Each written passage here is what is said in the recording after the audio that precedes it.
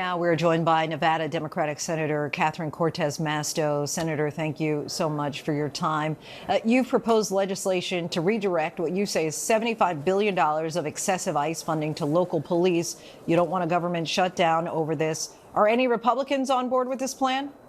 Well, unfortunately, no, but they should be, because I think anybody watching what's happened over the last several months, including in Minnesota, should be outraged by what they're seeing with these over-excessive ICE enforcement actions.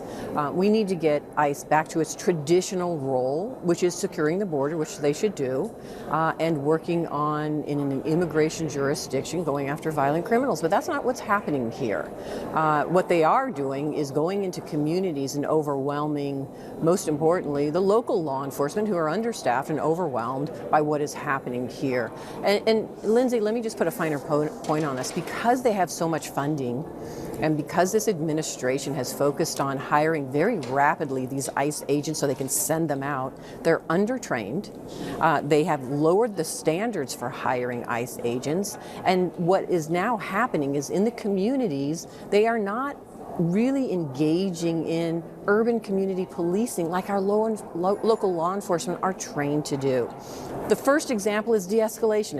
If you know any police officers in your local communities, one of the things they look at is how do we de-escalate a tense situation? How do we work to go after the violent criminals, but also make our communities safe and ensure that you as citizens and citizens in general, their rights are still protected. That's not what's happening right now.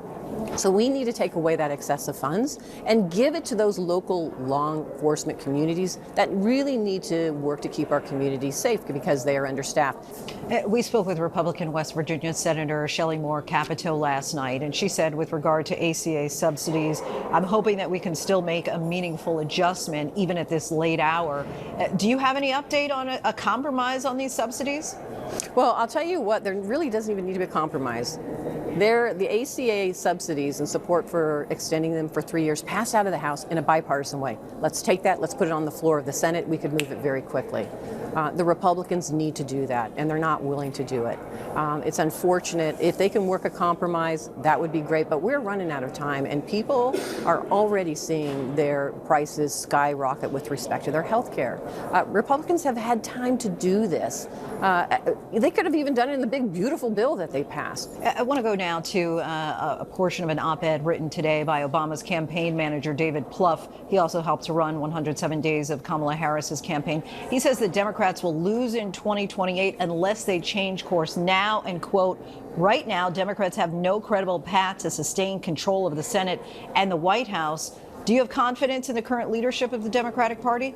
I do. And anybody who's run for office in a swing state like mine, you know the issue really is connecting and talking to your constituents and voters about the issues that matter to them. And I will tell you, the number one issue are the high prices, the high grocery costs, the high housing, energy costs. It is an issue, and this administration said day one they would address it.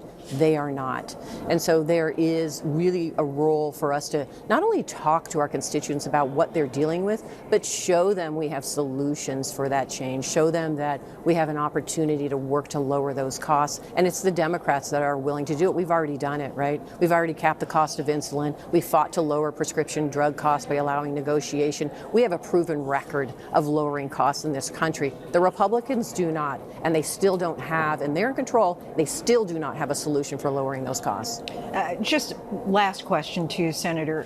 What keeps you up at night? Obviously, it's a quickly moving news cycle with global and domestic issues. What primarily are you concerned about? Well, I can tell you what I hear from my constituents in Nevada, which is no different from constituents across the country. They are feeling the chaos, the uncertainty, the high costs. They want a better life. They want security and safety. And this administration is not bringing it to them. Senator Cortez Masto, we thank you so much for your time. Thank you.